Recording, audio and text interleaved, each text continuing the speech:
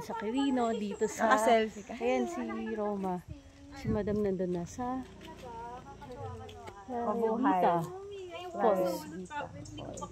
Kanina hindi ko na-vlog yung sa ano eh. Nantok pa kasi kami. Dun sa provincial capital nila. Ayun, so mag-hi kami dito. Excited? Kung kumain din, ang dami kinain kanina. Inanuhan pa nga natin na order na marami.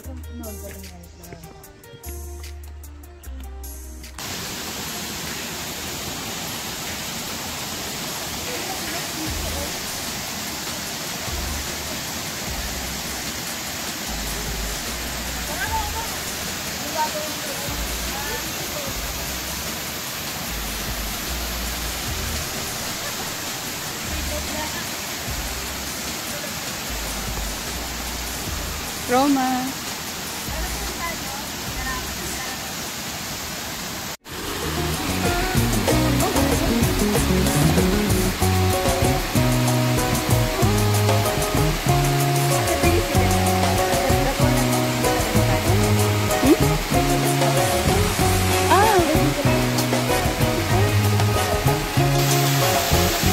Sakto yung outfit niya.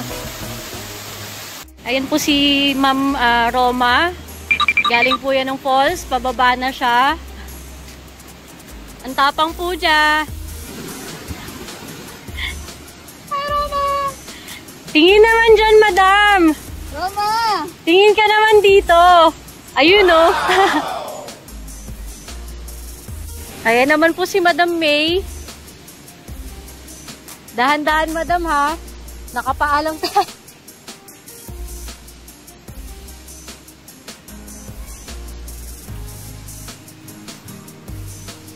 So, ako din ay bababa na rin.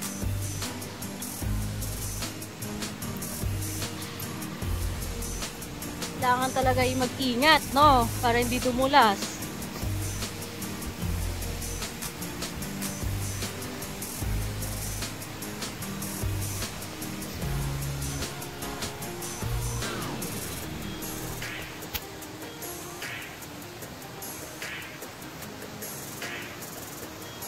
So guys, start na yung activity namin sa afternoon. Tirik ang araw. So, instead of tubing, yung gagawin muna namin ay river cruising papunta dun sa cave.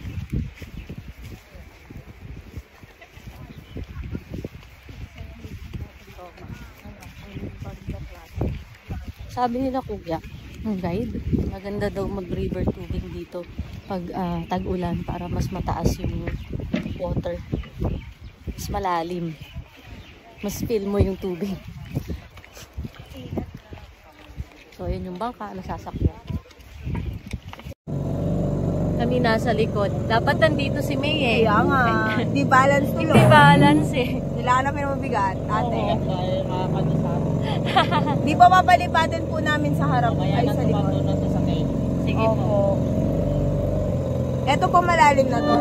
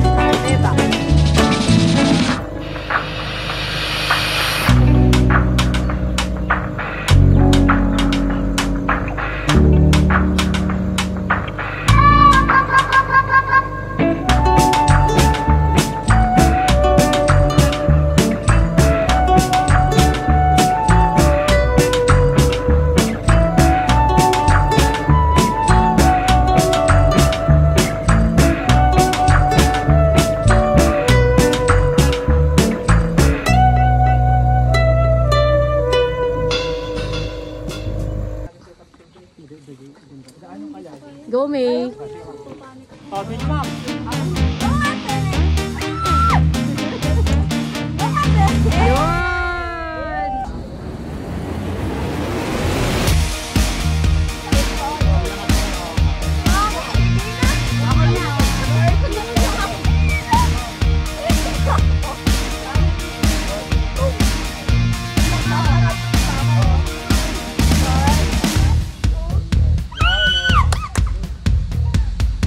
dyan, ma. Bitaw Bitaw na araw, ma! Bitaw.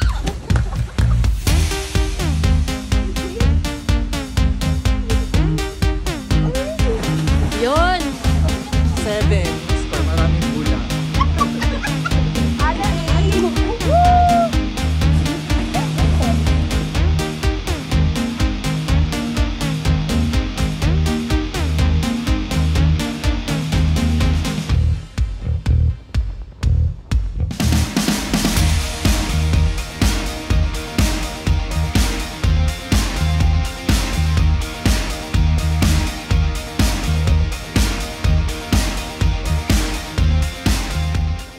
Okay. Kung bumagyo, ma'am, siya lang yung gagawin yung nature talaga, ma'am.